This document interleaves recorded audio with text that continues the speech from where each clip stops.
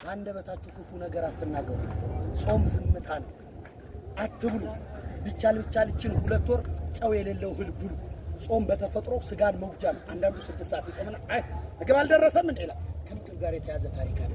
እሺ ምድሪቱ ትዳር፣ ይሄ ኃጢአት፣ ዝሙት፣ ክፋት፣ ዘረኝነት የምትሸጥ ዓለም፣ ወንድና ወንድ ሴትና ሴት የምታጋባ ዓለም።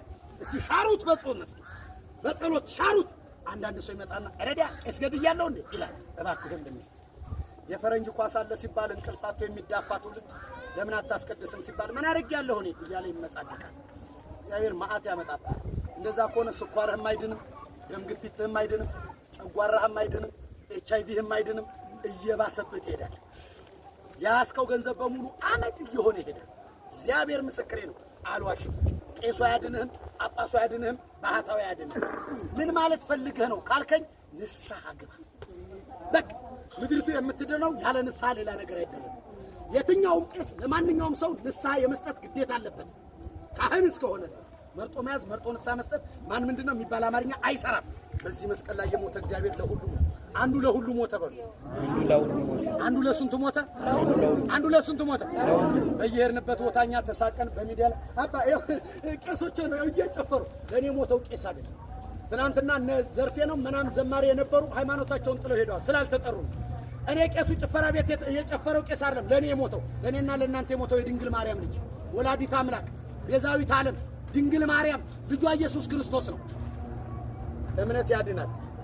ቤተክርስቲያን የተመሰረተችው በቄስ ደም አይደለም፣ በማደም ነው። በማደም ነው። በእግዚአብሔር ለመነላካ ሃይማኖትሽና አትሸርሸር። ስድስት ጾም ያለ 7 ጽና በሃይማኖት። ወንድሜን አይቼ በላኋት። ሰይጣን ክፉ ነው። ሰይጣን በሉ እስኪ ክፉ ነው። ሰይጣን ምንድነው?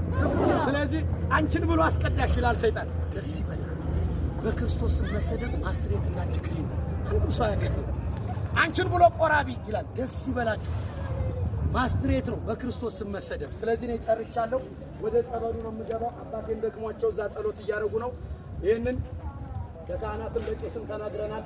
ስለ ድንግል ማርያም መስቀል እንዳረቁ ስዕል እንዳረቁ ለልጆቻችሁ ጫማ ስገዙ፣ ለእናንተ ጫማ ስገዙ፣ ጎረምሶችም ጫማ ስገዙ ውስጥና ውጩን እያያችሁ ዛሬ እዚህ ቦታ ስለሆነ ነው እንጂ ወደ መገናኛ ወደ ቦታ ላይ ብትሄዱ ታዝናላችሁ። የድንግል ማርያም ስዕል በዚህም ተለጣጥፎ በገበያ ላይ እንደ ጌጥ እየተሸጠ ሄርኩና ወንድሜ ነውር እኮ ነው ለምን ስዕል ትሸጣለህ እንደዚህ ስለው እናንተ ደግሞ በየሄዳችሁበት ሌቦች አለኝ። እውነት ነው። በክርስቶስም ሌብነት አይደለም የታደሉት ሰይፍ አግኝቷቸዋል። እኔ ስላልታደልኩ ነው ስድብ ብቻ እየታደለኛለሁ። ከተክለ ሃይማኖት የተማርኩት ጽናት ነው። ማጭበርበር ብፈልግ 5000 ብር አንድ ክላስ ተከራይቼ ባህላዊ መድኃኒት መስራት ይችላል። ገንዘብ ለማግኘትና ዓለም ለማጭበርበር ቀላል ነገር ነው። ቃል ኪዳኑ በሃይማኖት መኖር ብቻ ነው። የኛ ወንድሞች የኛ አባቶች በእኛ ደረጃ ላይ ያሉት የ100 ሺህ የ80 ሺህ ብር ደሞዝተኞች ናቸው። ጳጳሳት ናቸው እንዳለ። እኛ በመንገድ ስለምናስተምር ብቻ ነው ለዓለም ሌቦች የምንሆነው። ስሙ ይባረክ እግዚአብሔር። እንደምን አደራችሁ? ማን ይመስገን? በቤታቸው ገብተን አይጥ ያወጣንላቸው የባብ ጭንቅላት ያወጣንላቸው ሰዎች አሉ። ንግድ ቦታቸው ተዘግቶ መቃብር ቦታቸው ሲቆፈር ኮተትና ምናምንት የተገኘ ሰው አለ። እግዚአብሔር ይችላል። ማን ይችላል? ማን ይችላል? ስለዚህ ነው ወደ ጸበል እገባለሁ። ጸበል ይድረሰን የምትሉ እጃችሁን አውጡ።